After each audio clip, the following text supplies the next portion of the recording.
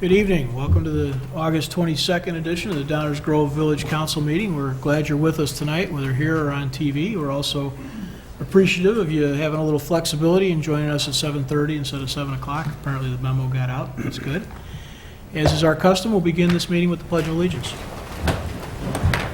Pledge allegiance to the flag of the United States of America and to the republic for which it stands, one nation, under God, indivisible, with liberty and justice for all. Rosa, would you please call the roll? Mayor Barnett, Here. Commissioner Jose, Here. Commissioner Sadowski-Fugit. Here. Commissioner Gilmartin. Here. Commissioner Glover. Here. Commissioner Tully. Here. Commissioner Davenport. Here.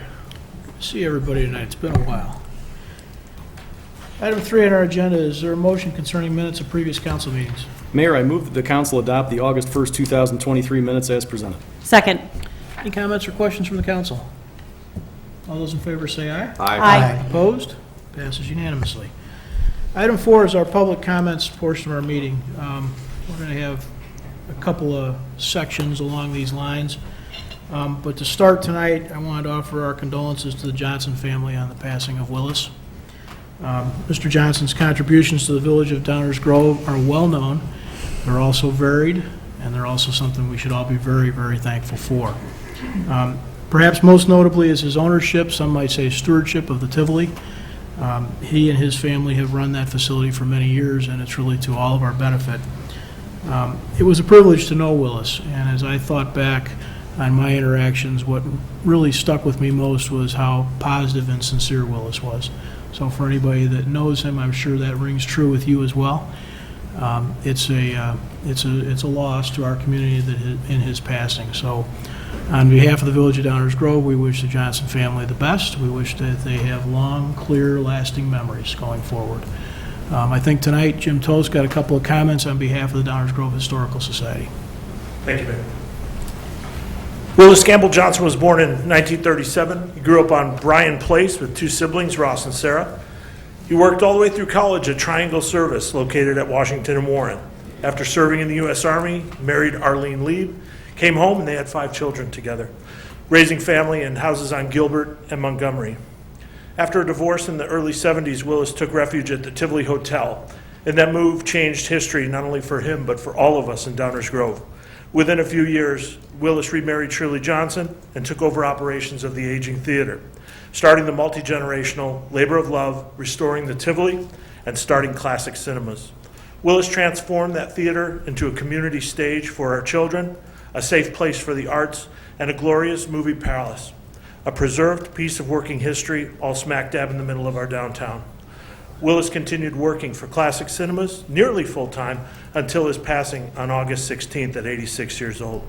He is survived by his wife Shirley and his brother Ross and his 5 children, Steve, Kay, Chris, Wendy, and Amy, and also by his 14 grandchildren.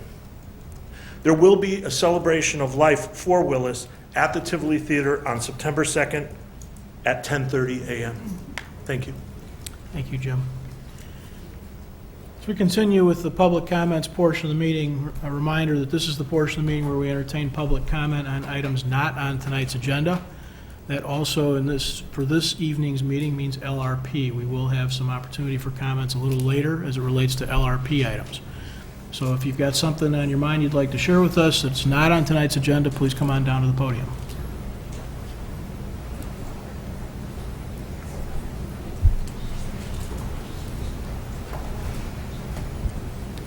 Hello everyone, my name is Francis. I've been a Downers Grove resident for better than 34 years. And I was reading an email today, and it was said something to do with an idea that I just didn't.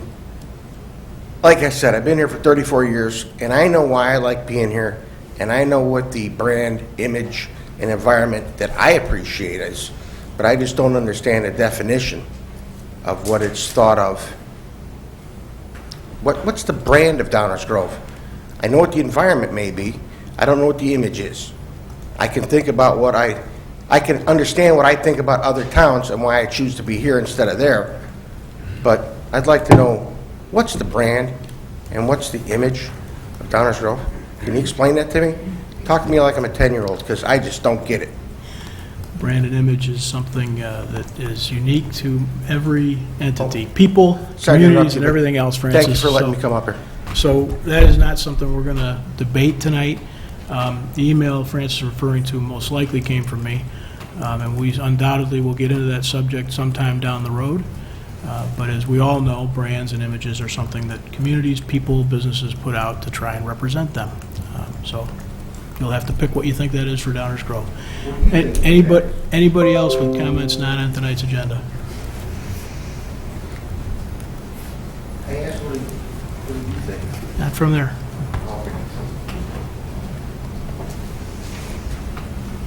Good evening.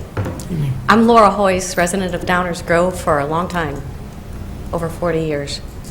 I'm here tonight to speak in favor of video gaming. I looked at the agenda, I didn't see that as an item. May I comment now? Or wait? I'd prefer you waited. Items that are on the LRP, guys, there should be a package available on the website. Is it on the walls as well? I'm not sure the entire staff report is on the wall. Okay. That's about 40-some-odd pages, but the link All right. has all of it. Yeah, so if there's some confusion, guys, here tonight, let me just go through this real quick.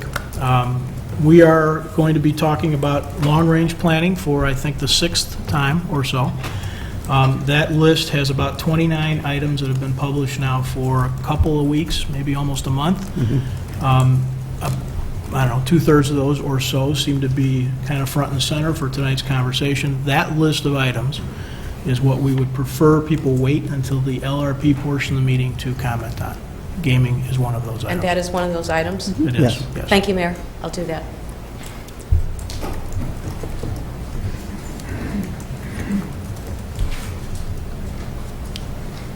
I'm sorry that I was sitting in the wrong spot to talk. Mayor, could you please explain to me your belief of what Downers Grove's brand is, please? Not tonight and not from here. Thank you. Anything else? Okay, we'll continue with the meeting. Item 5 is the consent agenda. Is there a motion concerning the consent agenda? Mayor, I move that the council adopt the consent agenda as presented. Second. All those in favor say aye. Aye. Opposed? That 2 passes unanimously. Item 6 is the mayor's report. I do not have a report, only to remind people as we get into the LRP conversation a little bit later. Actually, it's almost immediately after this. But public comments portion, we've not had this conversation in a while from up here, so maybe we'll do it again. It is not a debate session. It is not a question and answer session. It is an opportunity for members of the public to provide information or comments to the council for the council to consider. We do that. We do that diligently and faithfully all the time. But it is not a question and answer kind of a session. If you look around the room and you look up here at the dais, it's way too many people to have one-on-one question and answer sessions and actually have a meeting in one evening. So please remember, as we go forward with the public comments, make your comment, state whatever it is that you'd like us to hear, and we'll take note of that. Council member reports. This is where council members report out on other goings-on in the community, other entities they're party to or working with, and things they think the public should know about. We'll start with Commissioner Davenport. No report, Mayor. Danny? No report, Mayor. Thank you. Leslie? Yes, just reminding everyone that the annual Grove Foundation golf outing is going to be held on September 9th, which is a Saturday. It's 1 o'clock registration and 2 o'clock shotgun start. If you are interested, there are still a few limited spots available, and you can go to thegrovefoundation.org for more information. Thank you, Mayor. Oh, and also wishing all of D58 students a happy first day on Friday. Thank you. Thank you. Martin? I could not add anything to your eloquent words in support of the Johnson family, so no report, Mayor. Thank you for sharing those words. Thank you. Chris? No report, thank you, Mayor. Greg? No report, Mayor. Thank you. All right, we are moving along. Item 8 is our manager's report. Dave? Before we get to the item that's published on the agenda, I've asked Deputy Village Manager Mike Baker to give us an update on the Civic Center project. Thank you, Dave. Good evening, Mayor, members of the council. Pleased to present the update on the Civic Center project. A significant amount of work continues to occur, a lot of it inside the building, with continued work on the mechanical and electrical systems, along with some of the insulation now that's starting to go in. In addition, the contractor and subcontractors have been busy on the roof, putting the main roof installation in place. And they're preparing for the masonry work, which will begin within the next week to 10 days. So we're excited to see that move ahead. Overall, the project remains on schedule and under budget. And we will now show what the work looks like.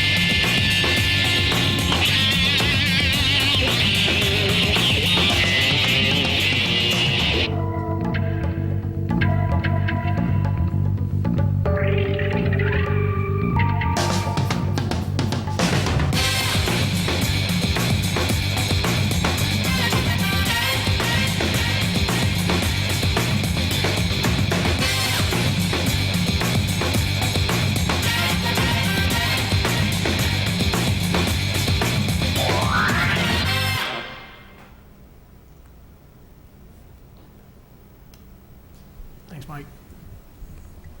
Thanks for that wonderful video prepared by Chris Durlow and everybody in the communications department.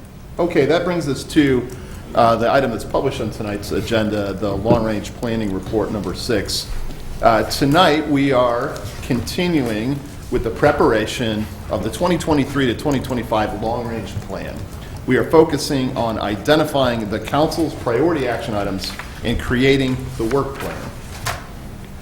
Long-range planning combines elements of strategic planning and financial planning, allowing the village to make strategic decisions while actively considering financial impacts. And our long-range plan includes strategic goals, key trends and issues that affect our future, strategies and solutions to address those trends and issues, and our priority action items that serve as a work plan for the period in which this council is seated. The LRP is developed over a series of public meetings that take place from May through September. 5 meetings have already taken place, and we are planning to complete the long-range plan in early September. 3 of the meetings focus on tonight's topic, council's priority action items. The priority action items in the work plan, or a schedule for completing those items, is a key component of the LRP. It establishes the council's priorities and serves as a work plan from September through April or May of 2025. The FY24 and the FY25 budgets support the actions in the work plan by providing resources to complete them. We have 2 simple objectives as we identify priority action items and as we develop the work plan. First, these items must reflect the council's priorities. And second, the work plan should be achievable in that there should be a reasonable expectation of completing those items on the schedule that we publish. We use a multi-step process to achieve these objectives. First, staff and the council identify potential action items for consideration. This was completed on July 18th. Next, descriptions of each of the potential actions are developed so that the council and the staff have a shared understanding of the scope and the deliverables of each of the projects. This was completed on August 1st. The next step consisted of meetings with individual council members to better understand their individual priorities. And the final steps in the process, which we are undertaking tonight, include reviewing a draft list of priority action items and a draft work plan, and then finalizing these items. This could be completed tonight, and if we don't finish tonight, we will meet again on this topic on September 5th. I want to talk a little bit about implementation. Once the priority action items in the work plan have been finalized, the village team focuses on implementation. A key step in implementation is preparing the proposed FY24 budget, with resources required to undertake the work plan. The council will consider the budget in November and December. Work on the action items will commence according to the approved schedule. And the draft work plan that we'll talk about tonight calls for work on many of the actions to start immediately, basically in September. Staff will provide formal monthly updates on all of the action items at the council meetings as we work through the work plan over the next 18 to 24 months. During the long-range plan update that will take place in early summer of 2024, the council will again review the priority action items and the work plan and make any adjustments if necessary. Within the past 45 days, the council identified and described 30 potential priority action items. One of them, the installation of gateway signs, will be included in the FY24 budget as a capital project, so that one is proceeding. The remaining 29 are up for consideration as we talk through tonight. The purpose of tonight's meeting is to develop the final list of priority action items and establish the work plan. To facilitate council discussion and the decision-making process, staff has prepared a draft list of 18 items in a work plan. This will serve as a starting point for village council consideration tonight.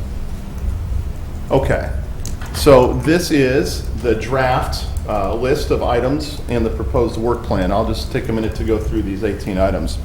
First on the list is completion of the Civic Center project. We just got an update on this.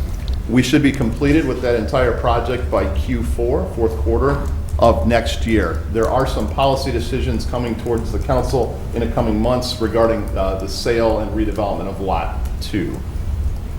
The next item is continuation and finalization of replacing our ERP system. This is mainly at the staff level right now, and we are on schedule to complete that by the end of this year.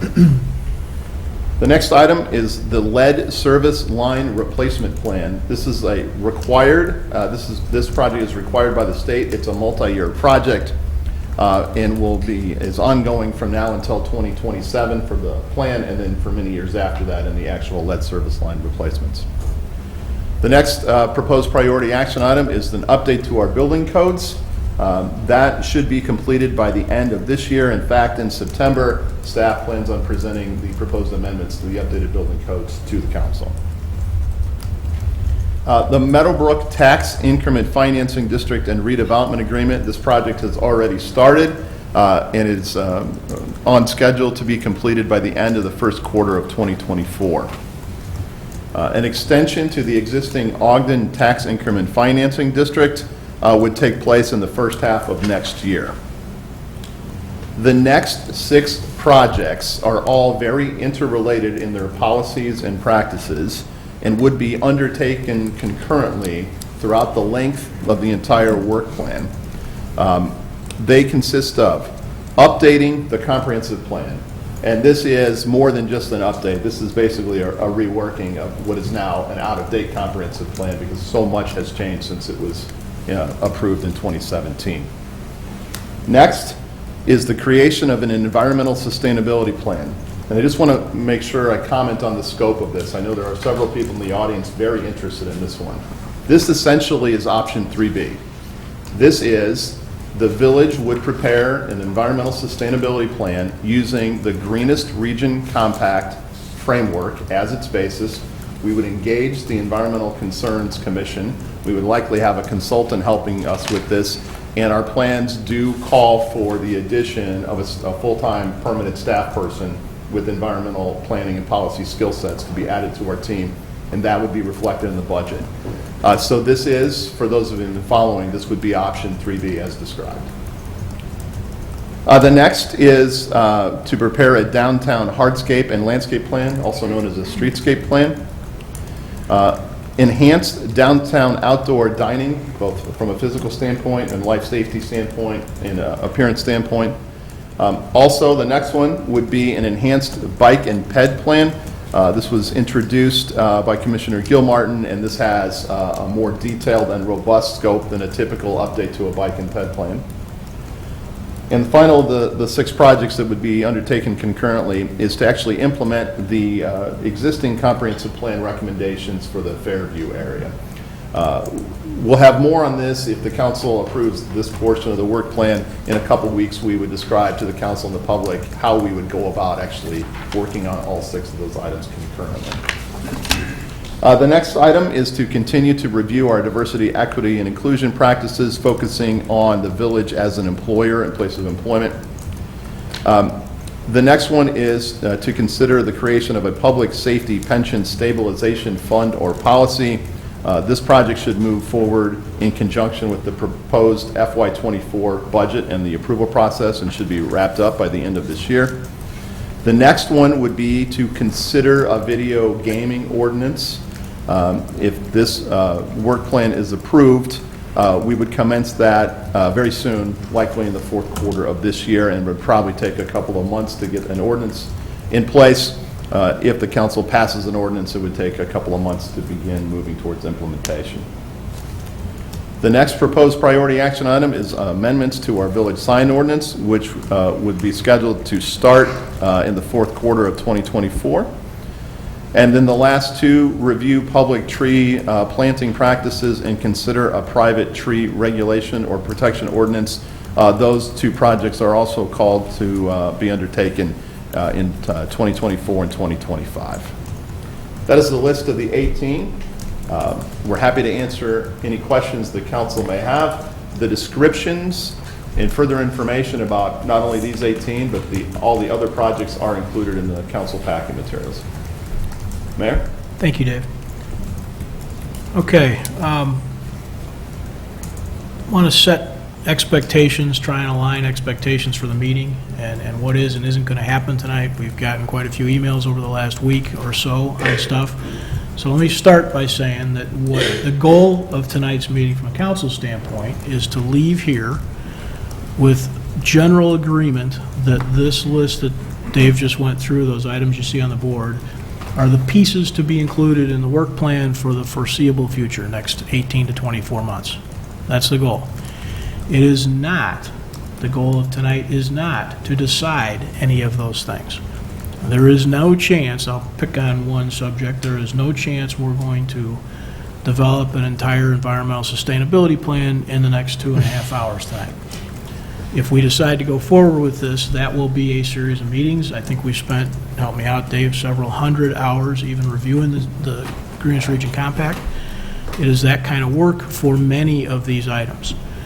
The list you see got from 30 to 29 to 18, I think, based on all the conversations that have been had both here and with staff over the last 5 meetings or so.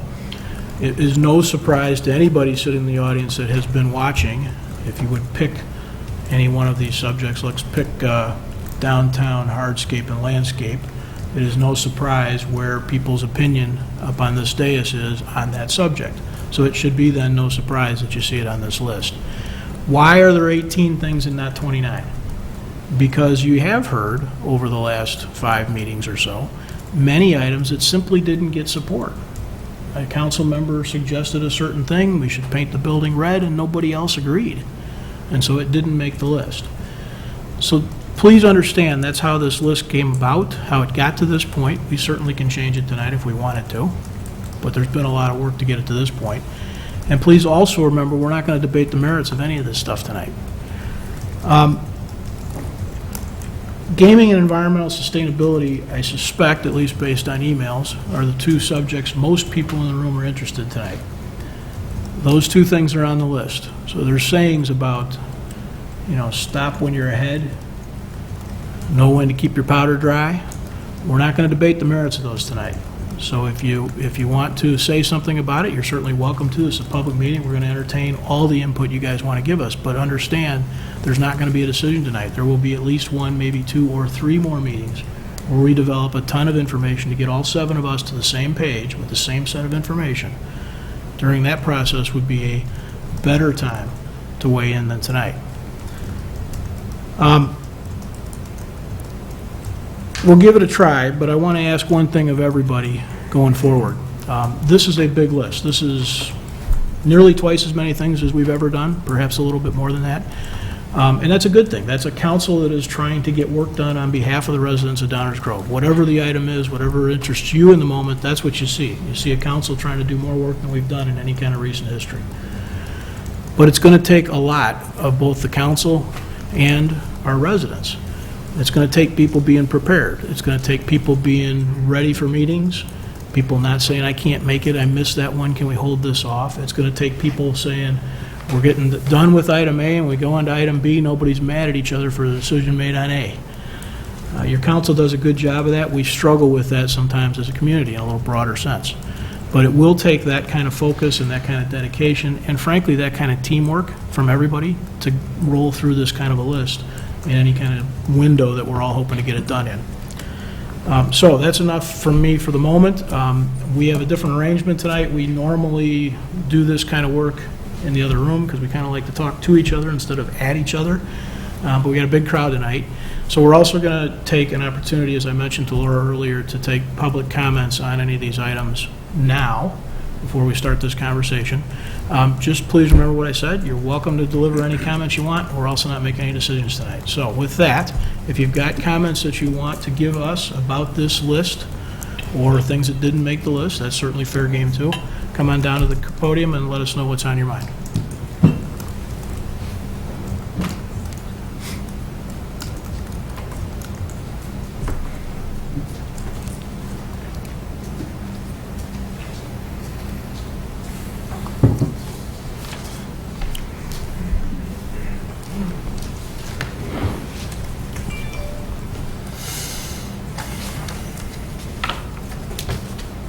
Thank you for your patience and for allowing us to speak at this time.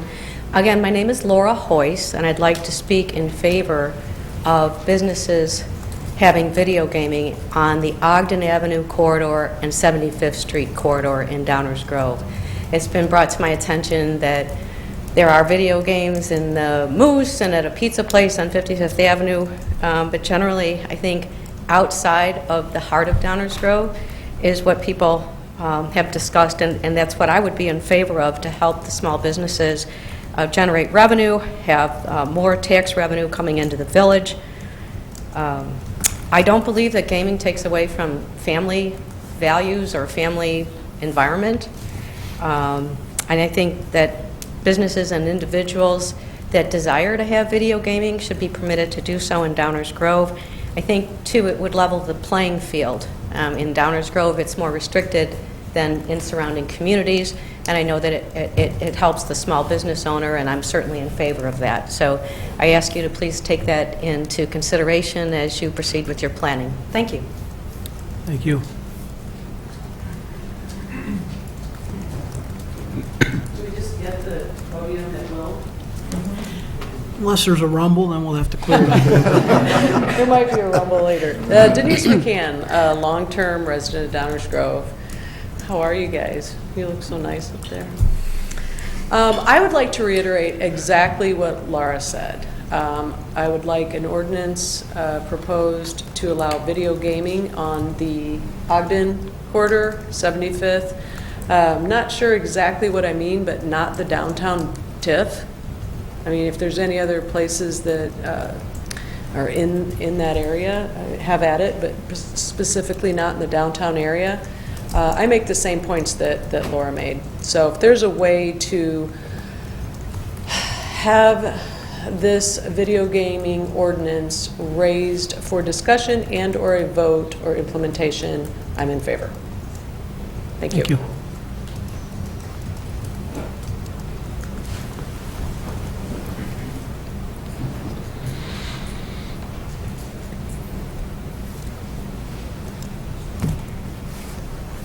Good evening, Council, Mayor. Thank you very much for allowing me to speak. Good evening. My name is Brian Bentley. My wife and I, Victoria, have owned a home in Downers Grove for 30 years. We are proud owners of Brian's American Grill on Ogden Avenue since 2015. As a resident and business owner in Downers Grove, I am strongly urging the Council and the Mayor to untable and make video gaming a priority for discussion. There's more than enough empirical data to demonstrate that this form of social entertainment is not detrimental to the family image or reputation of the community. Video gaming creates a completely separate revenue stream for the village and establishments that host it. The village estimated that it would raise $100,000 to $300,000 annually in revenue.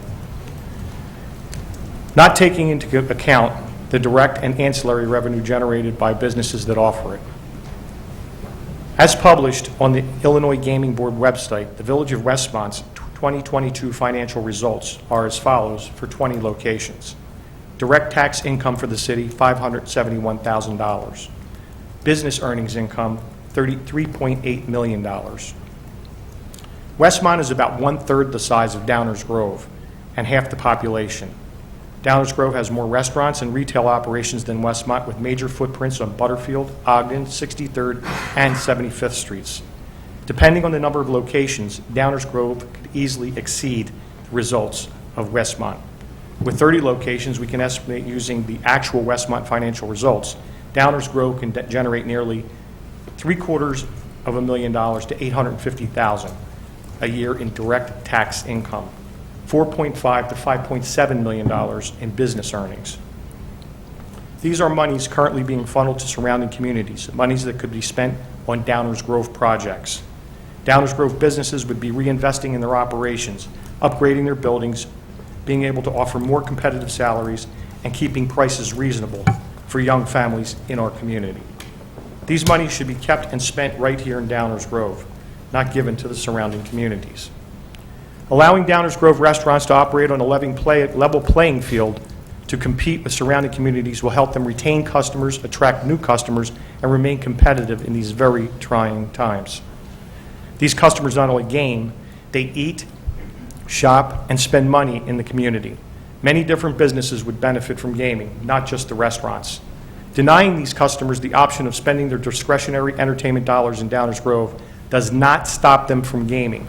It just compels them to patronize and support businesses in surrounding communities, in effect, providing them with more tax dollars, enriching their coffers, not ours. This is a fact.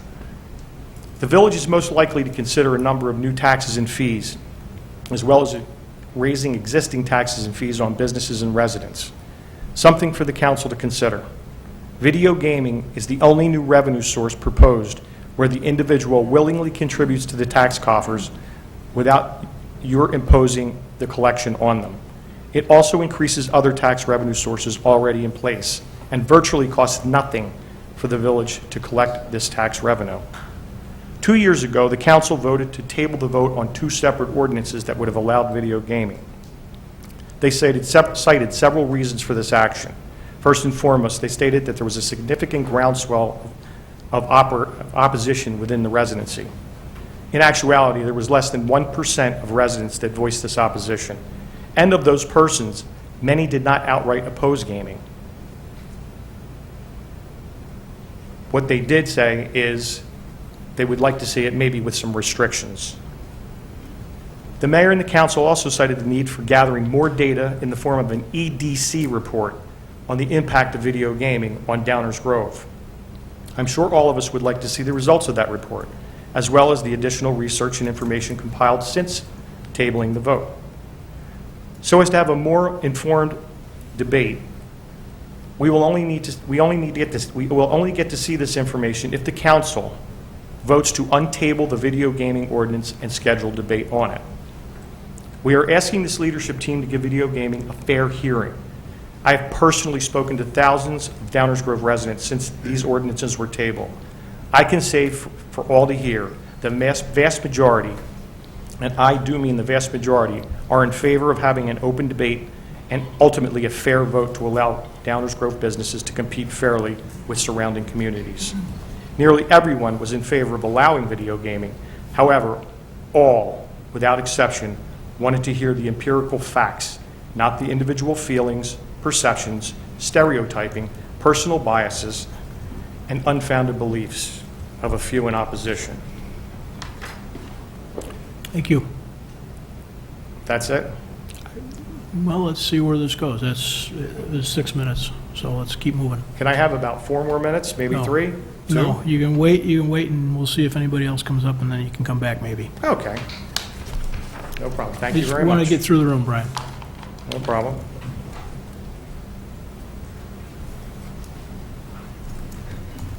Good evening. Eileen Briner, Downers Grove. I have a few impromptu comments, and I would like to cede the rest of my time to the gentleman who just spoke. Is that all right? Just go ahead with what you got Okay. to say. Right now, very simply, we have people driving through Downers Grove, past our establishments, to Westmont because they have video gaming. They could be stopping in Downers Grove on Ogden Avenue, 75th Street. We have video gaming at the Moose, a very family-friendly establishment. Is there any problem with that? I yield the rest of my time to the gentleman who just spoke. No. No, next. Just hang on, Brian. Just don't go anywhere. Come on down. I'm just going to say a couple quick words to introduce Greener Grove intern Becca. Louise is handing out some materials that we're also going to project. Thank you so much for having us. I'm Kit Wolfenden. Becca is awesome, and we absolutely hear you, Mayor, that you do not need convincing, we do not need debate, but she has done some really, really great research that we wanted to share some highlights from. Not, we hear you, to convince you of anything. We love the plan. Very excited that environmental sustainability is in the plan. But what Becca's research can hopefully help with is ensuring that as we're thinking about this plan and how it's going to turn into action, we are, seeing what others are doing and learning from them, so we can make it successful, and we can be informed and inspired by their learnings and their successes too. So thank you so much for putting together this really thoughtful plan. We love it. Here you don't need convincing, but we want to be partners. We want to help ensure that this awesome plan that you've put together can translate into actual, amazing success and impact as well. So thank you in advance for your attention for what Becca's about to share. I hope it's helpful to you. We want to be partners as you take this plan forward. Thank you so much. Hi, my name is Becca Snoffer. I'm a junior at Downers Grove South, and I've been a Downers Grove resident for 16 years.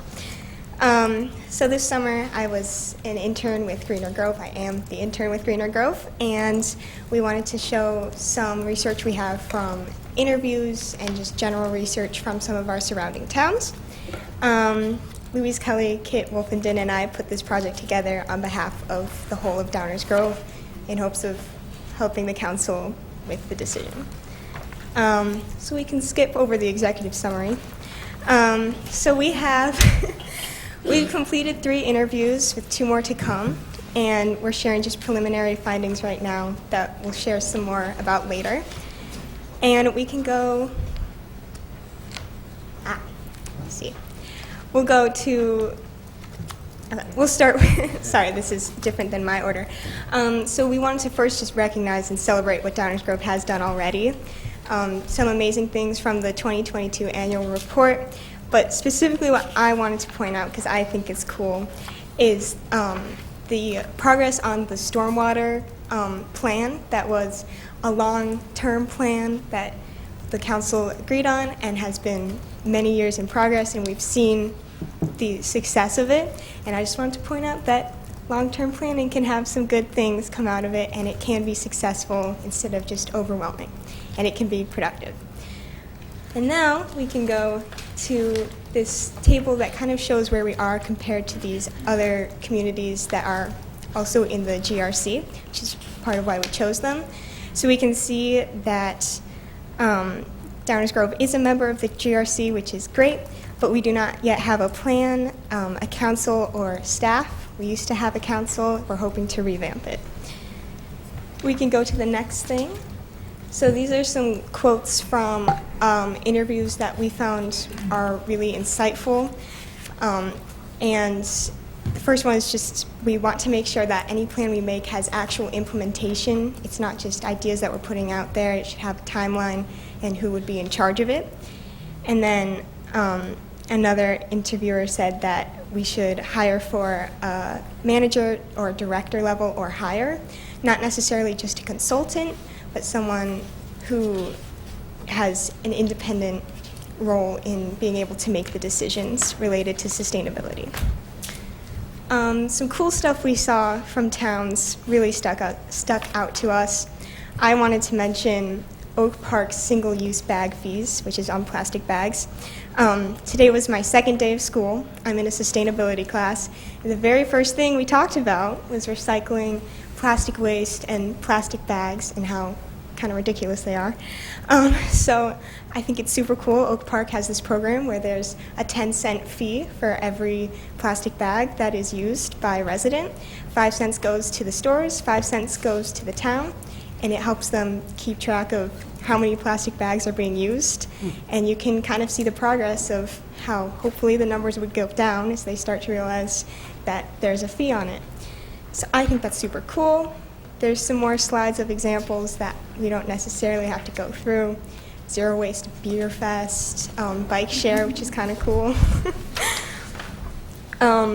So many of the websites we found have really user-friendly sustainability sections, so an easy-to-find tab that goes straight to all this information. I particularly love Naperville's, I'm a big fan. It has links to all of these programs they have, which is it's great for residents to be able to go there and see what they can do. And there's also this report that was written up, and it has really digestible data. So it has these graphs that you can easily read and kind of see what's up without having to read a wordy report that's hard to think about. But it also has blurbs about how it connects to their sustainability plan, so you can see how it all kind of ties in. One thing that's awesome is other towns are taking advantage of external funding. 2 examples are Naperville has earmarked money from the Department of Energy, and we learned that $117,000 is earmarked for Downers Grove. So we already qualify for something like this. We would just have to apply. And there's also some money through the GRC, through some things that we can do with them and signing and committing to some more things. And then we just wanted to point out all this inspiration is from towns around us. So we are not just alone in these efforts, and hopefully the efforts that we will be taking. And we can learn a lot from the surrounding towns. There's some great ideas. And a lot of the success does come from having someone on staff that can help them all the time, not just for making the plan and then getting out of there. So just to summarize, we would love to see 3B chosen. I think revamping the Sustainability Council would be great. It gets residents involved. Committing to a sustainability plan obviously is very important, not just for the 2 years. I hope to see a little arrow next to the sustainability plan on that graph we were looking at. Hiring a sustainability leader with a track record for action. And then we have these opportunities for external funding that would help us make sure that the village budget isn't necessarily in the way of these really cool projects we can do. And just speaking as a student and as a young person in Downers Grove, I will have to live with kind of the impact of climate inaction.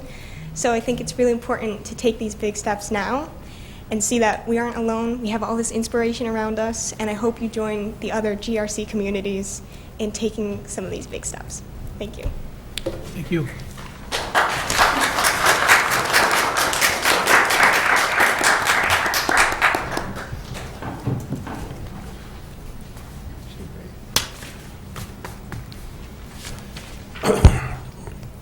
Hello, good evening. My name is Bob Taft. I'm owner of Q Pub and Grill in Downers Grove. Have been for 25 years now.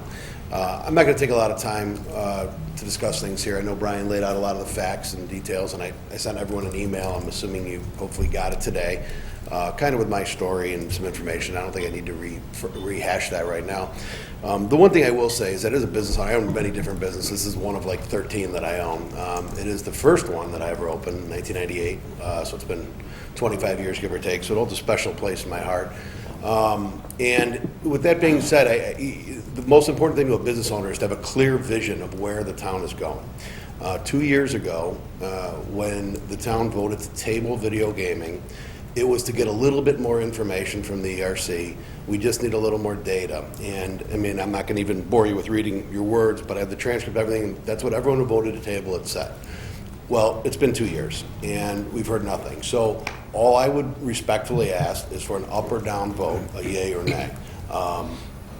Honestly, I purchased a property a mile away in Woodridge to move my business to, even though I've been in the same spot now for 25 years, due to the gaming revenue. It is a big deal. It really does give a huge advantage to towns that allow it versus towns that do not.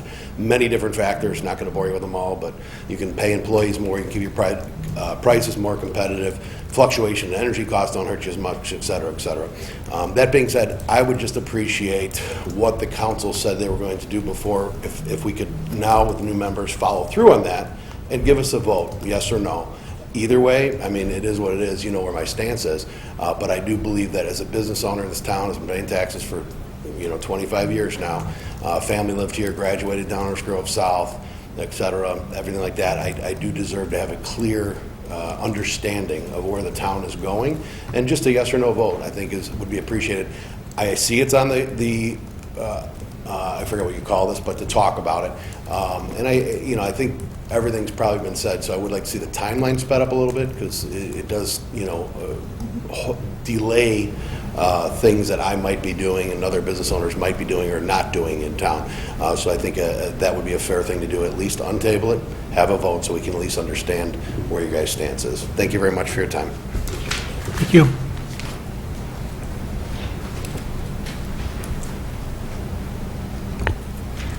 I'm glad I wore my heels tonight. Good evening, Mayor and members of the Village Council.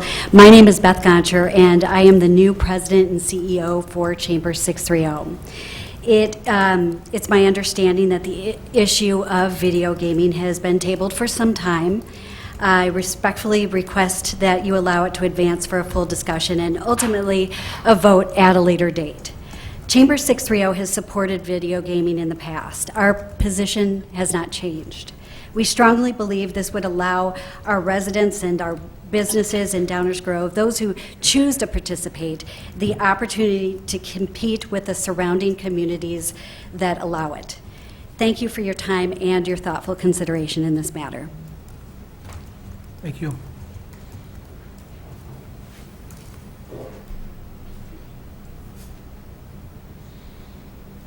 Good evening, everybody. My name is Ryan Knezovich. I'm an 18-year resident of Downers Grove.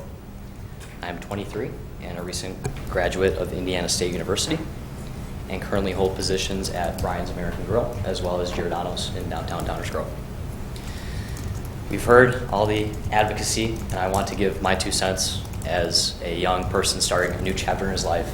As I mentioned, being a recent college graduate, considering my future in Downers Grove and my future career as I pursue a career in operations and supply chain management. It's a pleasure to see Mayor Barnett as well as Commissioner Davenport. Went to high school with Bobby in the DGN bands and church with Mr. Davenport's family.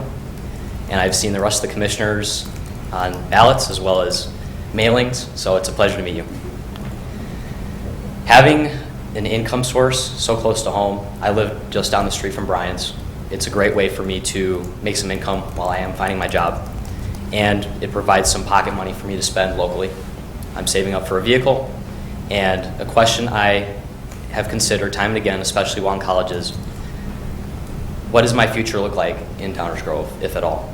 Is there an incentive for a young person who is single, doesn't have a family or anybody to raise kids with, to stay in a community where, unfortunately, as my parents have repeatedly reminded me, that property taxes are very high and expenses keep going up.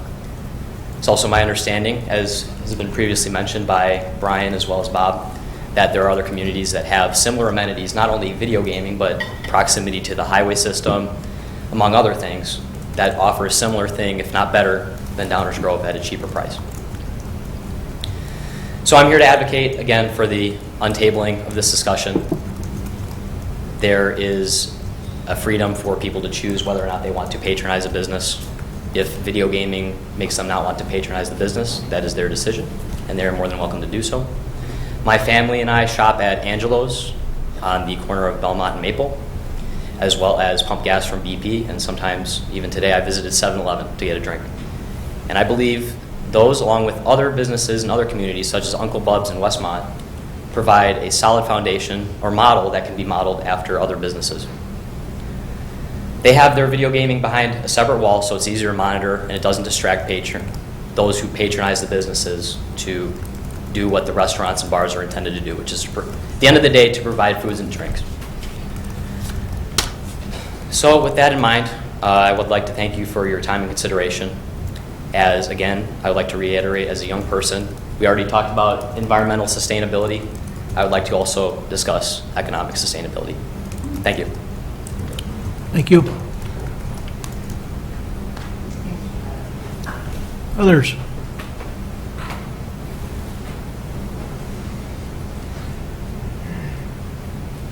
I'm Janet Winningham, a longtime resident in Downers Grove. I want to thank Mayor Barnett and Commissioner Tully for your thoughtful and very detailed answers to my comments that I've made online and by email, and I appreciate your responses.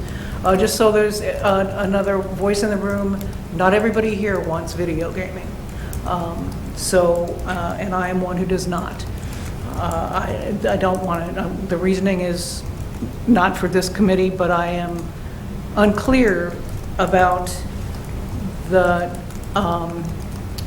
effect of being on a list. It just seemed to me that does being on a list of the 18 items that are going to be reviewed, does that mean that they're going to be adopted in some fashion? Is there an opportunity to say that they might be declined? Is it definitely going to go forward if it's on the list? I'm not clear on that question. As a general matter,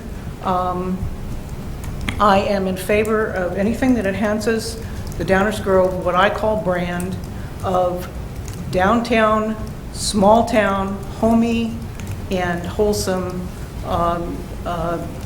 environment. And I don't think video gaming adds to that. But I'd also like to mention that there are a lot of living units coming online. We've got the Main Street development that's under construction behind the chain link fences now. Lot 2 will be developed in something. In my view, and this goes to the hardscape village, downtown hardscape plan. Downers Grove's overbuilt now. I think Maple Avenue is a disaster, and it is not welcoming. It is very cold there along that street.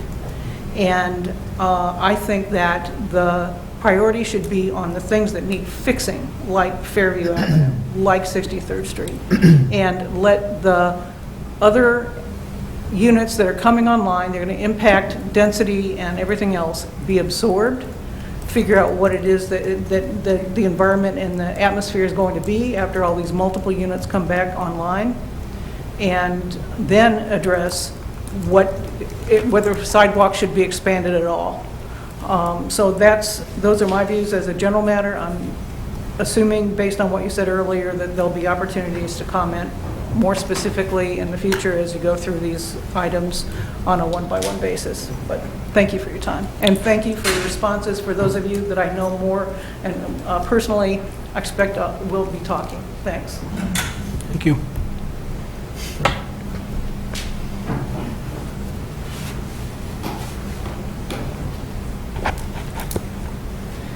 My name is Robin Tryloff, and I've been a Downers Grove resident for more than 30 years.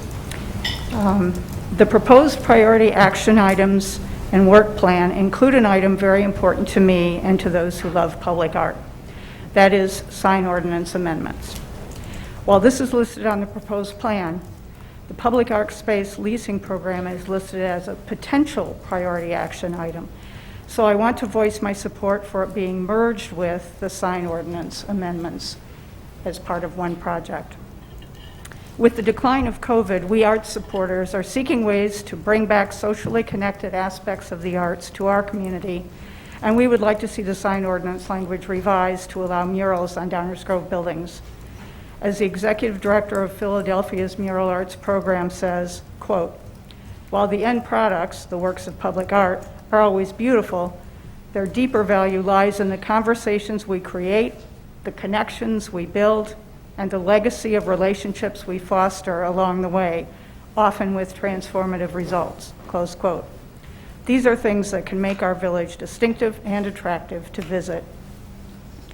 Another priority action item in the plan is implementation of the Fairview Area Plan. During the June 20 council meeting, discussion about Lot 2 of the Civic Center project, council members agreed inclusive housing is an important and relevant issue meriting a larger, more substantial discussion around the need for inclusionary housing and its relationship to diversity and income levels in Downers Grove. Council members also voiced the opinion that the Fairview project would be an appropriate one for inclusionary housing. So my second request would be to move consideration for developing an inclusive housing plan or program from the list of potential priority action items to include it within the comprehensive plan update as part of the Fairview Area Plan implementation. While these two items are high priorities for me, I also want to voice my support for the environmental sustainability plan, downtown landscaping, bike and pedestrian plan, review of DEI practices, and public tree planting practices in the proposed plan. Thank you. Thank you.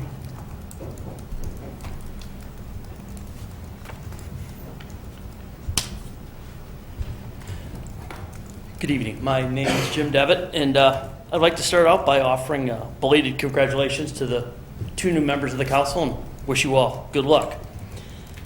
First matter I'd like to discuss is to show a different opinion on the enhancing of outdoor dining. What a lot of people seem to miss is the fact that this plan does eliminate parking spots. Now, people can say, well, we have the parking garage, which is true, but it's going to eliminate the spots for people that just want to stop, run in somewhere, get something, and leave. They won't have those spots available to them. They might not shop there. The other problem is that it shows preference to bars and restaurants in the downtown area. What are other businesses going to think if they don't get the same treatment from the village that these other establishments do? The other problem is that it's not a year-round investment, and it's not constantly used. A Tuesday night, there's going to be no one sitting out there eating. That space is just going to be wasted. The next topic, video gambling. As an overwhelming majority have said tonight, I support it too. I support anything that's going to help bring dollars to our village, and it's not going to cost us anything. Other communities have it. It works. I think it's time that we look at having it as well. There's a lot of businesses that helped, having gambling helped them survive COVID. It gave them the ability to pay their employees. That's something else that we have to look at as we're hearing it's coming back. The final thing is an issue that was talked about greatly during the election that I'm saddened to not see up there, and that's the ongoing homeless issue here in Downers Grove. It's a growing problem. We all know it. We can't bury our heads in the sand. We have to address it. There's so much more we can do, and I urge the board to do it. Thank you.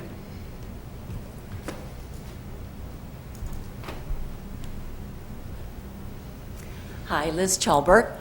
My comments this evening have to just do with sequencing. I know that in the sign ordinance commission or task force that was in place before, which I was on, when implemented, required, I think in some cases it was a 10-year or possibly 5 years, in order to give businesses an opportunity to change and take signs down or renovate them. And with video gaming under new consideration, if you will recall when we were talking about it in the past, my objections had to do primarily with the signage associated with it. It runs the spectrum when you look at other communities, and it can be tasteful and it can be very not tasteful. And so it seems to me that if we wait to do the sign ordinance amendments after the video gaming possibly could be approved, then now we have another 5 years if we use some of the same signage approval issues that we have in place at the moment.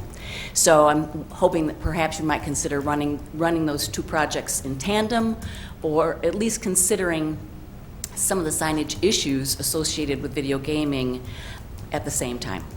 Thank you. Thank you. Others?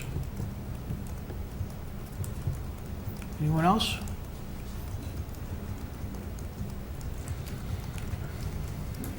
Good evening, Board. Thank you, Ed Brainer, longtime resident of Downers Grove. Not to reiterate everything that's been said about gaming, but I'll just throw my hat in the ring for that. One thing that's, I think, maybe to some of the people in the audience confusing is that there are establishments in Downers that have video gaming.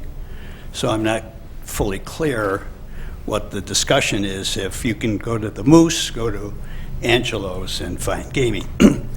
Secondly, to Jim's comment, the homeless situation in Downers seems to continue to get worse. These are folks that need help. I think the only thing Downers Grove seems to do is pawn them off to the library. Again, we're just not doing anything for them. The library is not a institution to handle alcohol, mental issues, etc. So, again, we hope we would pay more attention to that. Thank you. Thank you.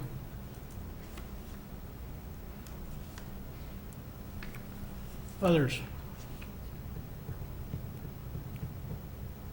Okay, it's 8:35. We asked people to speak one time on one subject. I think we're going to listen to the council, and then we'll wrap up after that. It's open for us. The goal tonight, let me clarify there were a couple of questions about process.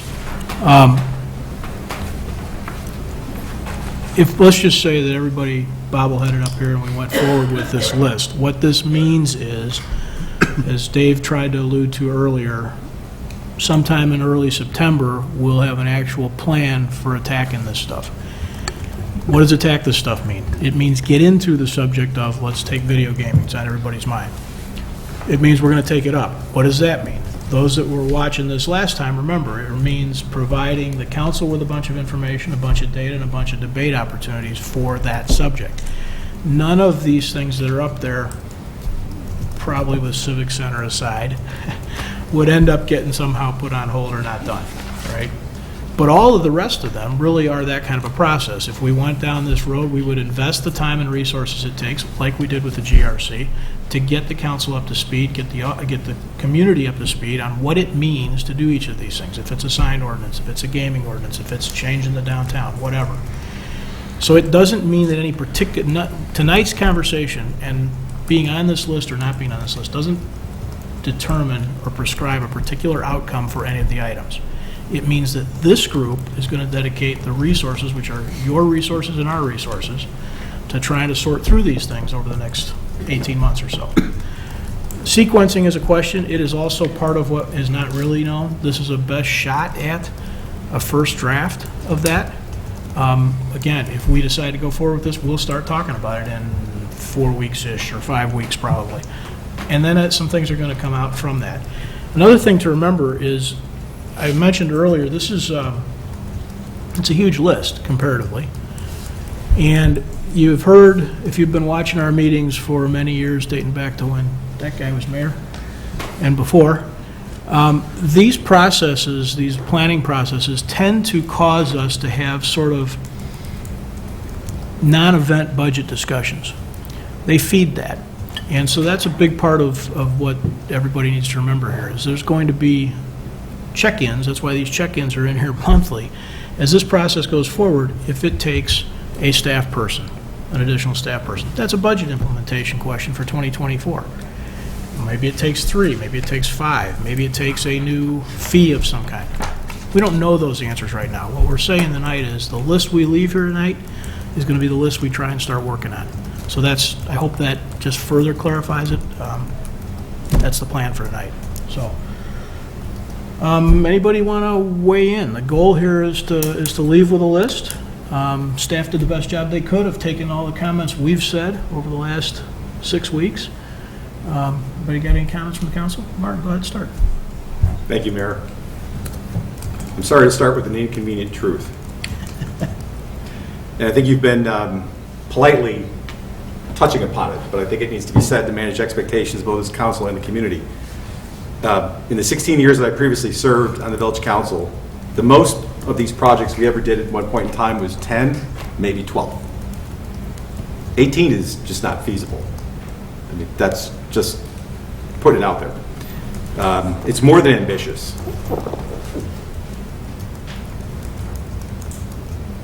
That's number one.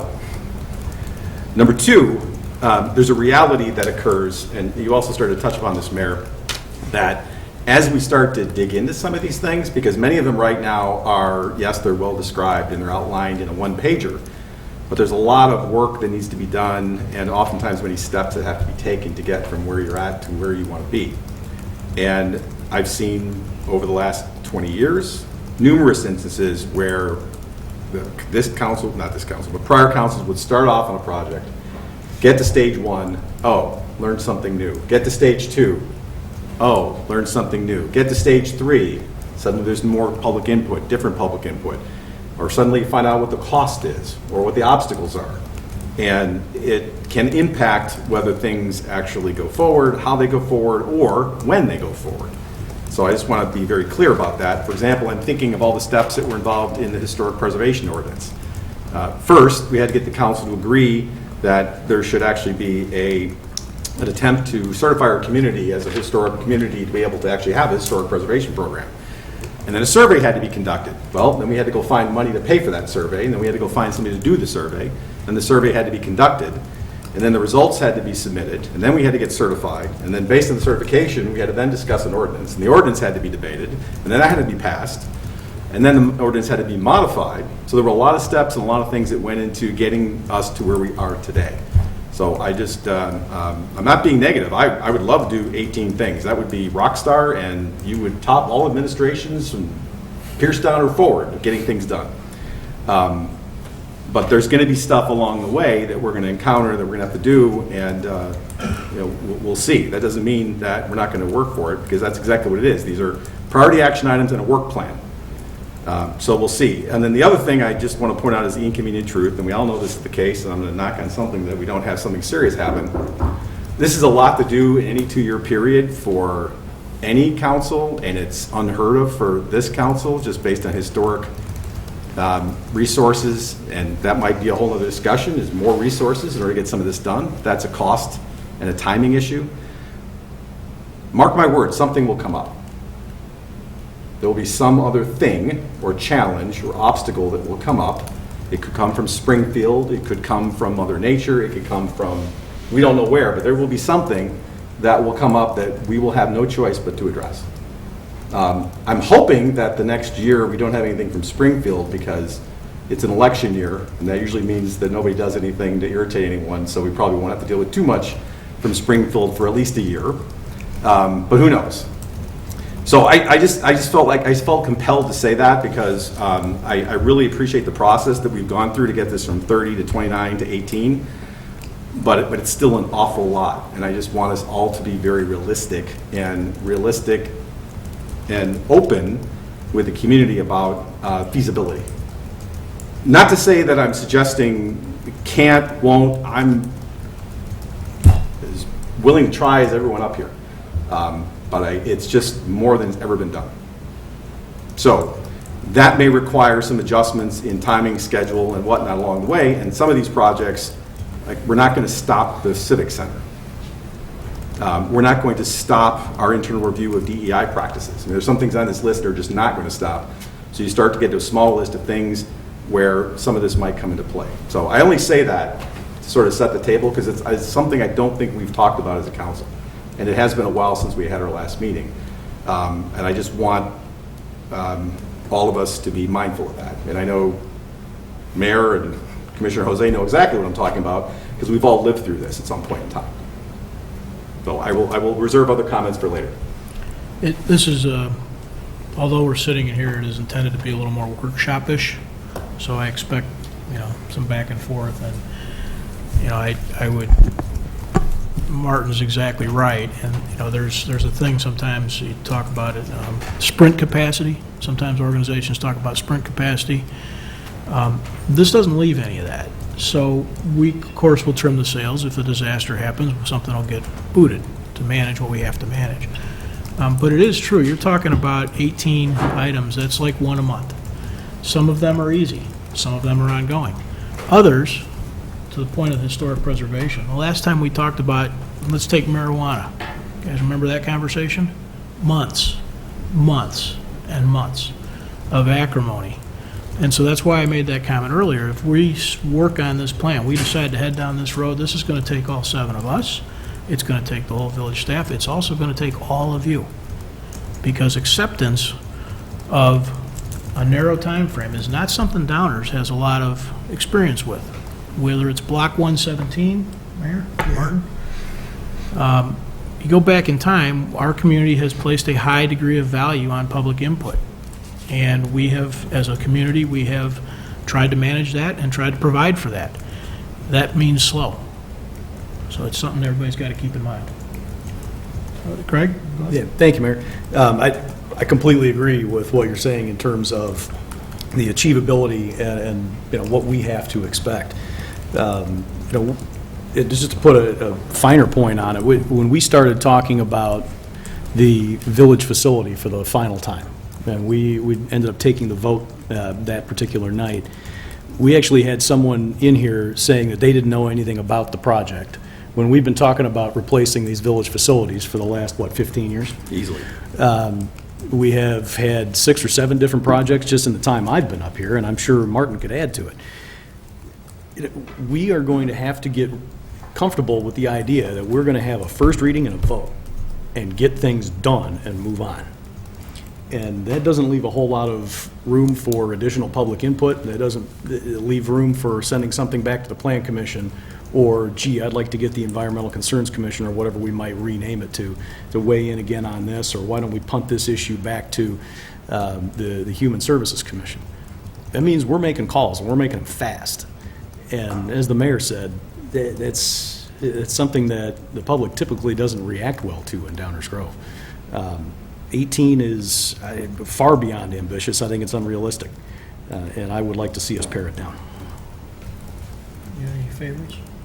Yeah, I'd lose the last 4, with the thought that the public tree planting practices and considering private tree regulations could probably be folded in some way, shape, or form to the environmental sustainability plan. That's where I would start. Others? Go ahead. Sure. One thing just in terms of, I do think 18 is a lot, but I also know that we are finally starting to increase village staff rather than decrease it by about 70 to 90 full-time equivalents, as several councils had done. I don't think it benefited our community to remove full-time equivalents from our staff roles. I think it has squeezed staff so tight that they're now working 80 hours a week. And so when we have these, large projects that we want to take on, we all of a sudden don't have staff capacity.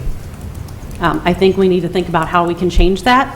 And I think a few folks up here made some good points about potential funding sources. So, those of you know, I have been in favor of allowing video gaming in Downers Grove. I think there are some negative stereotypes that need to be addressed, and I think it is a potential source of not huge amounts of revenue, but some revenue that can help us, pay for a consultant here and there. I think that a private tree regulations could also provide us some funding sources for some environmental projects, as we've kind of talked about in the past. And while I am very cautionary that we have never had anything at this scale before, I think it's at least worthwhile to move these things forward. There are things that the community has asked us for. There are things on here that I wish we could attack, like inclusive housing practices, which I do hope, as some mentioned, we could include in the Fairview area plan implementation in a small way, since we can't take something that large on. I would also love to see potential leasing of art spaces in town, and hopefully, we can get to a place where maybe we can partner with some other local organizations to do that moving forward as well.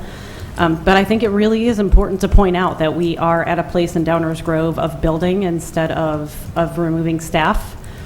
Taxes are always going to be an issue in Illinois. That's just something that I think anybody can agree with, regardless of where you stand on the political spectrum. Our pension systems are unique and has made it challenging, obviously, for municipalities to manage those funds, which is why we have public safety pension stabilization up here. But it is important to remember that Downers Grove has always historically been lower. But the converse of that is that we haven't been able to take a lot of these things on because we have been so afraid to take a chance and change status quo. And I know everybody hates that tax bill that just came with the District 58 referenda, but it's why we just had to delay our schools 2 days, and all of our surrounding communities thought that was ridiculous, is because we have not upgraded our systems in decades. So I just want to point out that I think it's important that we kind of come to a place where we acknowledge that maybe we want to do things differently than we've done it in the past. We may not be able to, once we get into the nitty-gritty of all of this, we may not be able to complete it on that timeline, and I am comfortable acknowledging that and owning that. But I do think that this chunk of things, as we have described it, are at least something that we can have discussions with, speaking with staff, and something that we can take on if there is the will to do something about these issues from the community. And so I am in favor of keeping this plan. Again, I wish it could have been more, but I can understand why some things were left off. But I think it is worth bringing all of these things up, because quite frankly, I don't think we're going to be talking about a comprehensive plan update without talking about environmental sustainability, without talking about hardscape landscape, without talking about bike and ped, without talking about outdoor dining, and without talking about even trees and sign ordinance. So these things are going to come up in some fashion, and I think it is up to us as we move forward with each one of these line items to work with staff to figure out how we can get this done in a responsible way that is still responsive to the community. So those are kind of my basic thoughts here. Yeah, just to clarify, I think that's why that stuff's grouped, is comprehensive plan. And I think that's one of the things that probably makes some of us a little nervous, is that comprehensive plans in the past have been a couple of years in just the plan. So there are, as Martin started with, trying to manage expectations. So folks in the audience that are excited about, or folks on the dais that might be excited about a particular one of those items, what we're trying to do is do it much faster. Leslie's exactly right. Those are all things that would have been in our comprehensive plan. They are, frankly. We just need to revise them and update them. But that's not ever been fast. That's been a 2-year plus process, and we're trying to do all this stuff and more in a shorter period of time. Clarify one thing. The stuff that is not on this list is not a capacity issue. This is a capacity issue. The stuff that's not on this list from that original 29 is stuff that there were not some 4 or 5 of us trying to press for. So take one of my favorites, the leased art space.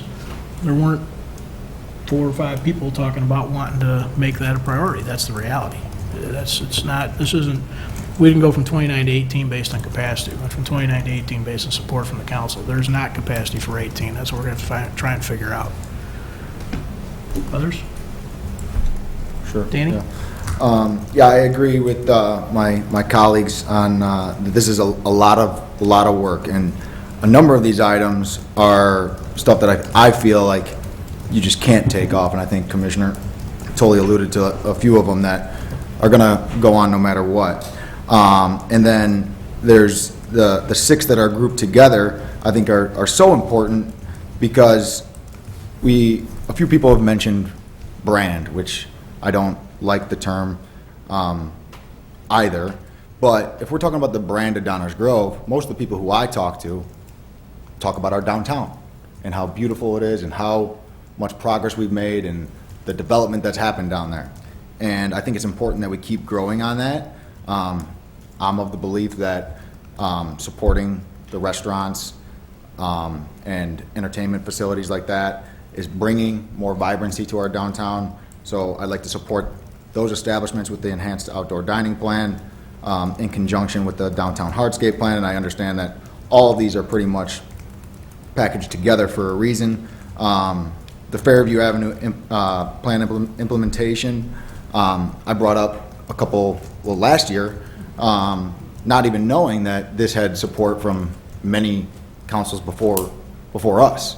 And I think given that leads to how important it actually is to get those wheels rolling. And then I think everyone understands my stance on gaming. I'm definitely for that. I think that it'll put us on a level playing field, our businesses on a level playing field with businesses of communities around us. It'll allow them to invest more in our community, their employees, and I guess we don't have to go too far into that, but I'm definitely in support of keeping those. As far as narrowing it down, I'd have to agree with Commissioner Jose to an extent. Not the last 4, but maybe the last 3. And yeah, that's about it. Thanks, Mayor. You sure you don't want to make that last 4? Yeah, I'm pretty sure. You sure? Yeah. Others? Mike, go ahead. Well, this is my first rodeo. You all have been through this before. So I appreciate the, the cautions and the settings of expectations. But I signed up to do the work. And I'm here for, my horizon's longer than the 2 years that are up there, and God willing. And so where I sit right now, this is my plan, and I'm not looking to back it off. Chris? That leaves me. You're the Lone Ranger. There you go. Yeah, so I think, first I'll say, I do think the reasons that some of the others didn't get on here has to do with capacity. It may not be that we are in agreement or for that nodded towards that, but I think the understanding I have is that if something comes onto this list, we should look to pull something off. Did you have something to add? No, I was trying to get his attention. Oh, for next, okay, cool. So I think if capacity was an issue, I think that would have been raised on the 18. And my understanding, the way this was described to me, is that we're going to put a plan together to do all these 18, achieve all of these 18. So with all due respect to those who have served before, I think Commissioner Davenport said it eloquently. I'm interested in doing this many things. We have seen, I think, in this report, a number of items that if you base it on the color coding, all look at equal intensity. And I would say a further look at these would say otherwise. I'll pick on DEE practices. I think that's something we've been doing. And this is a continuation of something we're already doing. I think the things like public tree planting practices, great. Let's talk about it, a couple weeks, figure out what we need to do, and do it. I don't think those are heavy lifting items. We have a group of heavy lifting items in the middle. I agree that is a big list, but I also think those are important things to a village that has not seen this much interest in looking forward, that I want to see more of that. Again, some of the top items, they're in progress. It doesn't mean that the Civic Center doesn't take bandwidth. I'm fully aware of that. But things like ERP, we're coming to the tail end of that. Some of these building code updates, I mean, these just don't have the same weight. And I think when you say the number 18, it feels like they weigh the same. They don't. So that's sort of my first comment about the list and our ability to do it. And if these are the things that are important to us, it's on us to give the resources. And I think, at least I hope that we have some appetite to do so. I think it comes as no surprise, I don't have any interest to taking video gaming on. However, let me just say this. Despite my tabling it last year, or despite my lack of support, I should say, my tabling of it last year was not to make it go away. This council and the council before it had every opportunity to bring it up the next week. And they didn't. We didn't. My interest in tabling was to learn more. And I did spend time looking at data, and I did spend time talking to residents, and I did spend time trying to understand the issue. And I won't get into all the reasons why I don't think it should be on there tonight. But I will say, it was not just a matter of pushing it off. And I've heard that a lot. It's been brought up a number of times, that tabling is no way to govern. Well, that tabling was used exactly what it was for, intended to give the council more time, those of us who were not ready to make that decision. And I think those who have served here before should understand, given that the tabling has happened far more from those folks than it has from me. That tabling gave me a big opportunity to take a look at a number of things that we'll talk about, I assume, at a later date. I don't have any interest in seeing it. I think I'm in the minority there.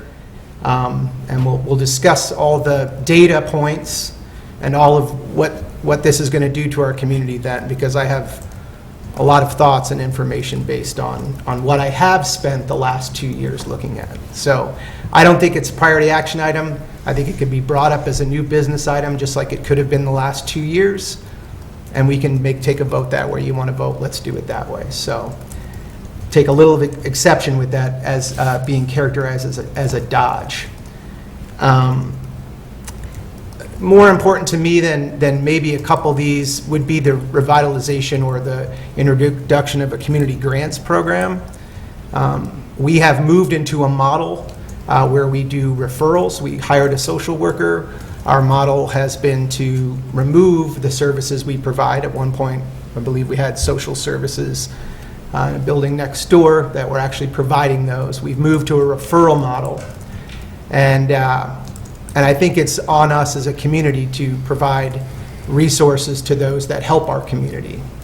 So a community grants program is something I was anxious to see. We had the conversation as it pertained to Meals on Wheels. And that's what spurred this. I thought we had more support. I think the community benefits a ton from nonprofit organizations all around town. And I think if we want to talk about brand and who we are, giving back to those organizations is something that I am particularly interested in, and would love to see that replace, if we're forced to replace one of these that either means less to me, or it is in conjunction with one that is literally going to take a few weeks. So my understanding of tonight wasn't that this was the 18. It was, if there are ones that aren't on this list and we want to see on it, we should say that now. And I think the community grants program, bringing that, I won't even say bringing it back, because I think now that I understand what it was, I think creating it in a meaningful way, the way that folks like Naperville has done, and if a model that I think it would really work well here. So I would look to add that to this list. And if you're making me, pick one, I don't know. I think I'll listen to more what others have to say in terms of that, but I think that's my comments for now. I want to expand a little bit, because I was certainly one of the people talking about capacity, and I have in the past as well. The capacity, I'm not sure, I'm going to start sounding like the old cranky guy in the room, I suppose. I'm not sure that it's capacity we're talking about is capacity for a few extra people in public works or extra approvers in community development. The capacity we're talking about is teeing these things up for this group and that group to actually decide stuff. In the past, when we have done this kind of work, it has taken a year to talk about a chicken ordinance, as an example. Now, maybe we can actually operate differently as a community. That's entirely possible. Communities change. Clearly, this one does. They all do. And maybe this group up here will do it differently. But not 6 months ago, 10 months ago, we had 3 meetings and did an about face on about 150 feet of sidewalk because we got a couple of dozen aggravated emails. So that's where I'm just trying to be a little bit managing of expectations, both here and of the community that we serve. Because when we talk about this being a lot of work, it's a lot of work for us and you. I'm going to keep saying that. It's us and you. If our staff hires a couple people, I mean, it isn't an overnight thing, obviously, but we can certainly hire some additional help. But that doesn't solve this question of us having one sort of 3 and 3 and 1 kind of opinion, and then all of a sudden we get 62 emails and everybody's losing their mind and not sure what to do. It doesn't solve that. So I guess, you know, that's my definition of capacity, Chris. It's far less in my mind about whether we have enough staff people to pull together a report. Do we have enough capacity up here to do the work and sort of take the shots? So, Martin? Just to pick up on that, Mayor, because I just want to make something very, very clear. I'm not questioning the political will or the work ethic of anybody up here. I am convinced that each and every one of you will work your butts off for all 18 items on this list. I'm not questioning that. And I'm not suggesting that this council isn't going to be as bold and as innovative and as coming up with solutions as prior councils. I mean, one of the things we talk about is brand. We spent 20 years building that brand. There was a lot of stuff that had to be done. I think people may remember what the downtown looked like 20 years ago. It used to be called Downers Grave for a reason. Seriously, that's what the cab drivers called it when they picked people up at the train station, Downers Grave. 10 years later, it was one of the top 10 downtowns in DuPage County, as ranked by the Chicago Tribune. So this council and prior councils, I am confident, will be bold, innovative, and creative, and not settle for this or that, but try to come up with the both. I'm not questioning that. Not questioning that at all. And we've done things that have made us thought leaders in DuPage County, whether it's a stormwater utility or it's the commuter bus system that we creatively figured out how to salvage beyond anyone's expectations, on and on and on and on. That's not the question. So I'm not suggesting that anyone's going to be anything other than fully committed to trying to get all 18 done. And you might notice I never said I was taking any off. I'm just trying to manage expectations. I think that's the message the mayor started with, and I just want to emphasize that because I even heard some comments in here about, well, can we just get this done next month? Sure, I could make a motion right now. Well, no, we'd have to notice it up, or the village attorney would get mad at me, but we could make a motion right now and vote. But we don't roll like that in Downers Grove. So all I'm saying is that it's going to take some time. It's going to take, if we're going to hire new resources, they don't just show up day tomorrow. They don't get onboarded the next day. It's going to take some time. And we're going to work through these things. But I just want everyone to be prepared that there may be some twists and turns along the way. And when those come, I'm sure that we will roll up our sleeves and we'll figure it out. But there will be twists and turns, and there will be unexpected challenges, and there will be costs that, well, I didn't realize. Actually, I was in a meeting this morning with DuPage mayors and managers where there's somebody went out and said, hey, let's go look at something. And the price tag came back and it was $200,000. They couldn't vote that down fast enough. So it's just like anyone else at home. Hey, it would be great if we did X, Y, and Z. Yeah, let's look into that. Well, that's going to take 2 years and it's going to cost me $150,000. Well, maybe we'll do something else. But you do that not just as you do at home with your family. You have to do this here with the entire community. So we're going to move as fast as we possibly can, but I think I'll just borrow a phrase from Mayor Barnett. We're going to move at the speed of you. Thank you, Mayor. We've heard a lot of talk about the capacity, and I appreciate the comments from my colleagues. But I think perhaps another way to think about it is scope, and what is the right size of government. And I kind of take issue with the idea that prior councils didn't do something or other because we didn't want to increase headcount. I think that's entirely wrong. I think what we did was right-size village government. And we've seen the ability to bring back things like a social worker while maintaining our headcount and not increasing property taxes for operations. It's a matter of determining the right scope for our community. And when we look at this list, we've got a number of things that are going to impact the bottom line. Lead service line replacement is going to come right off of your water bill. That's going to cost multiple millions of dollars a year over the course of the next 14, 15 years, my guess. We've got the public safety pension stabilization idea, which is going to help us hopefully with what will be doubling property taxes over the course of the next 10 years to pay for our public safety pensions. And let's not make any mistake, our employees earn every penny they get. But the fact of the matter is we have to pay for them. And then the six that are grouped in the middle here, from comp plan update down to Fairview area implementation. And you're right, not every priority action item is necessarily created equal in terms of scope, but that's a really big anchor right in the middle of the page. And I'm willing to bet that each one of them comes along with a consultant, which is more money out the door. So we have to think about not just the political will to work hard, but the political will to go to our residents and say, those property tax bills that you were just complaining about, that water bill, they're all going up, and it's because of this. And we can talk about other revenue sources, and that's fine and dandy, and I'm sure we will in the future too, but when it comes to video gaming, I'm not buying the numbers unless we're putting in parlors like Westmont's got on Ogden Avenue.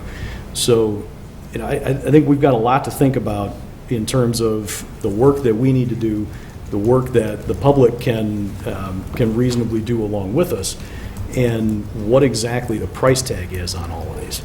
Thank you, Mayor. Mr. Mayor? Mike, please. So I might remind the council, in light of the comments just made, that a lot of what we're talking about doing is meant to spur economic development and make Downers Grove an even more desirable place to live and work and open a business. And quite frankly, I wouldn't be interested in some of these things if it didn't do those things. And so this is, we're long-range planning. We're setting about a plan to accomplish these things that I hope will have huge economic benefit and help to offset these initial costs. But you got to spend money to make money sometimes. And so initially, yeah, we're looking at taking maybe a few hits up front, and certainly as we dig into all these things, right, we may need to reprioritize, redistribute on the timeline, and maybe some of those things get kicked even further forward. But this is a lot of these things up here are meant to increase our property values, increase our potential here in Downers Grove, and hopefully help pay for lead service line replacement, help pay for pensions, things like that. So, I think that's why we're doing a lot of this work. So I just would like to emphasize that. Would you like to make the easy button comment, or should I? Uh-oh, here it comes. No, all yours. Yeah, as Mayor, We still have it formerly back there? Mayor, now Commissioner Tully, really like to say for a long time, there's no such thing as an economic development easy button. These things take a lot of time, and they take a lot of investment, and sometimes they don't work out. You can look at all of the time that and effort that went into 75th Street that ultimately didn't get us where we wanted to be. And I'm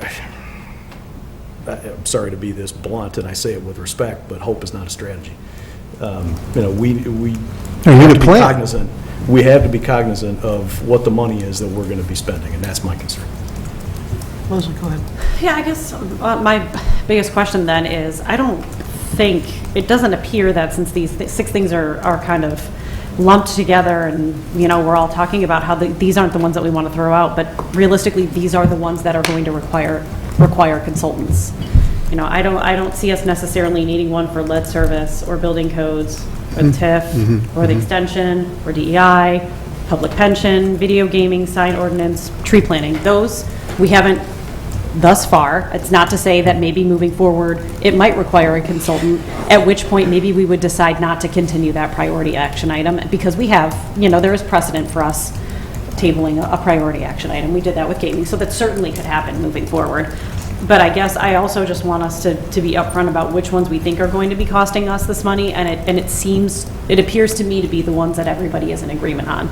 So just kind of something to keep in mind and think about, again, that's not to say that moving forward, one might not require one, and we could at that point decide, what, we're out, as, Commissioner Tully was talking about, that could be a twist and turn that we would have never anticipated, and maybe then it does turn out that we don't necessarily take that on. But I think in terms of a work plan moving forward to ideally move into a plan to implement any of these things, or to at least have a discussion for video gaming or a sign ordinance or tree plantings.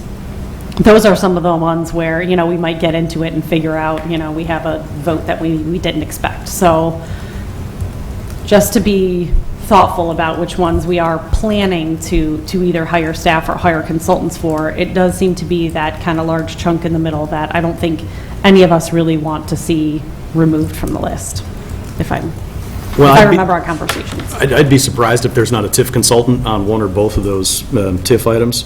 And the sign ordinance, we may not call it a consultant, but it would be an outside attorney that would be consulting to us. Sure. So from what I recall, the Meadowbrook TIF, I believe that we were asking, I believe that we were not consulting a TIF consultant for that. I think, guys, let me see if I can reframe a little bit here. I heard Chris talk about an item or two that he wished were included. I think, Leslie, you might have mentioned one as well, sort of. Kind of. But I also think generally what I'm hearing from all of us up here is there's varying degrees of optimism about hitting a 2-year window on 18 items, and a variety of cautions, frankly, to our community about expectations. But I'm also not hearing a lot of interest in doing something materially different from this list. Is that, people want to kind of nod at that or anything? I mean, that's the goal tonight, right? It's is a to fine leave here, consensus product. leave here with some direction for our staff on what does this list look like? Because twists and turns, yeah. Once we have a list, then they start working on an actual plan. Right. Greg, you seem like you were wanting to say something else. No. No? Okay. So, does anybody feel like they really wish that this was different, that they think that there's other people on the council? I mean, I wish we were leasing out property for statues, but it's not going to happen, so. No, I mean, for the record, I would support adding community grants to this, but given the speech that I just gave, I can't in good conscience do that. We'll have to pick it up at a later point in time. That's how I feel about my 2 items as well, so. All right. I think We're I going would- to I circle would- back. Go ahead, Chris. Well, I mean, you asked the question, right? Yeah. So I think I would say that I would like to see community grants on there, and I guess I would want to hear a yes or no from everyone, just so we're clear on that. Okay. That's a fair question. Yeah. Lisa? Can I interject a little bit? Yeah, please. Tonight, because when I had my hand up earlier, I caught Commissioner Davenport's, but Mayor Barnett was, I think, summarized it almost exactly as the staff table would have summarized it.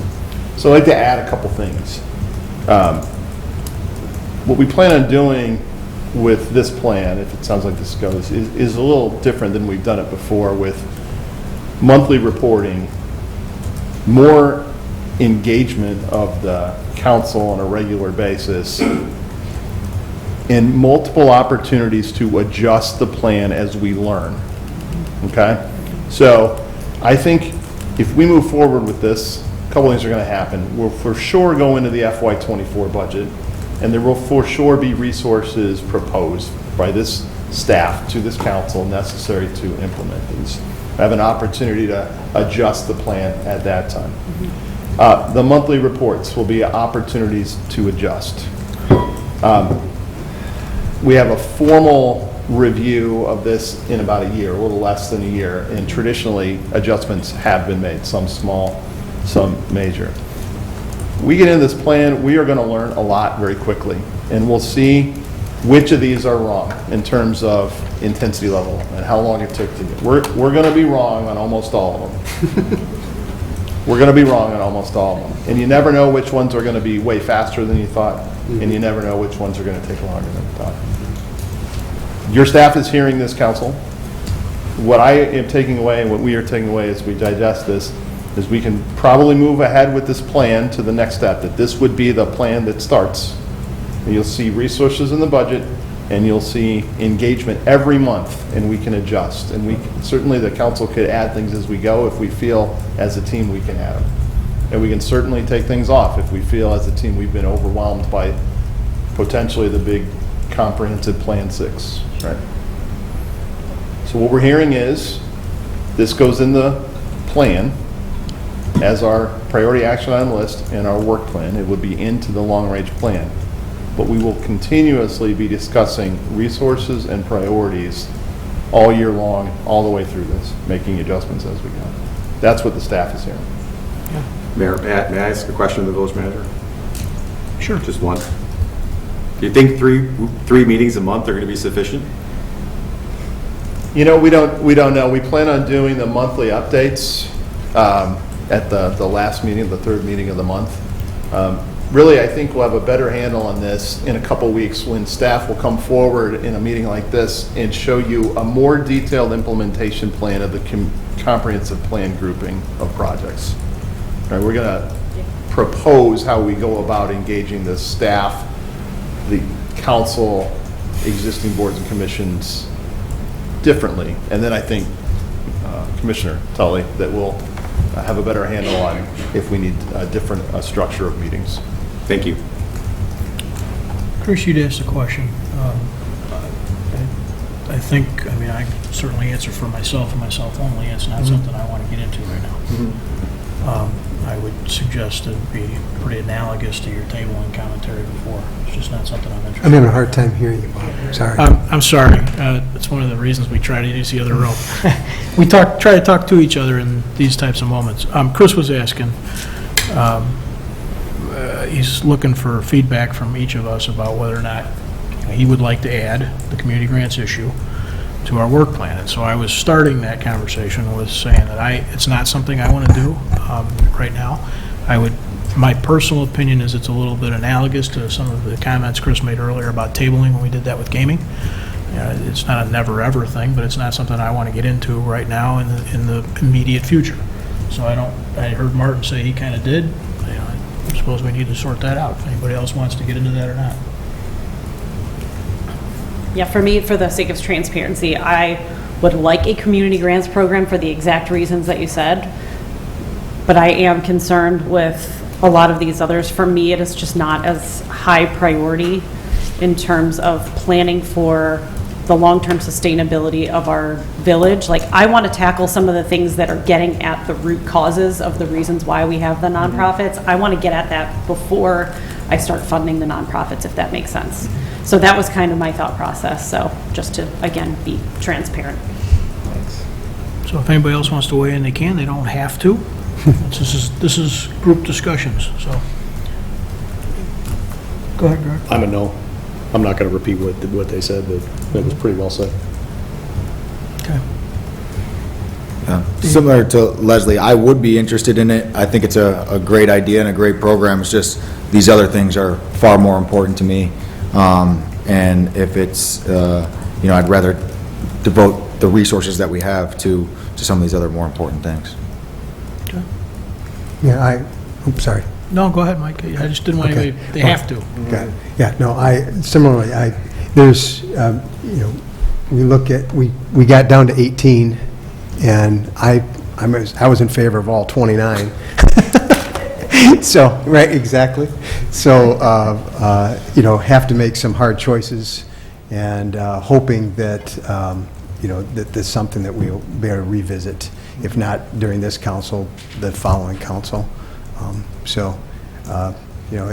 I think it's unfortunate that we have to, we're kind of forced into this, looking at these things with a 2-year horizon.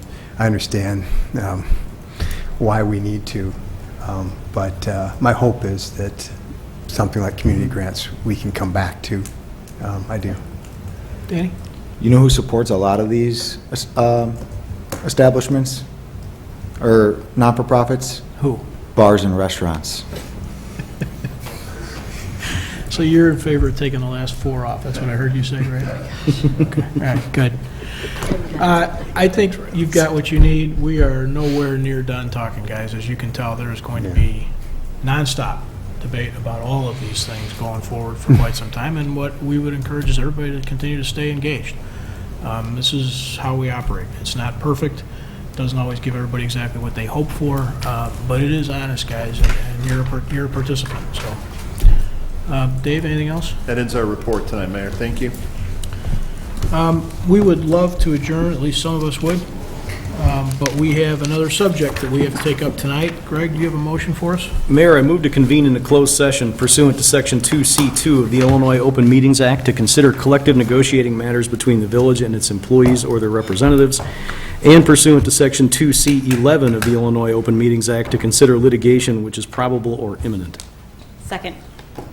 All those in favor say aye. Aye. Opposed? Okay, we are going to move to executive session. We will not be reconvening back out here. We thank you all for joining us tonight, so have a good evening. Take care.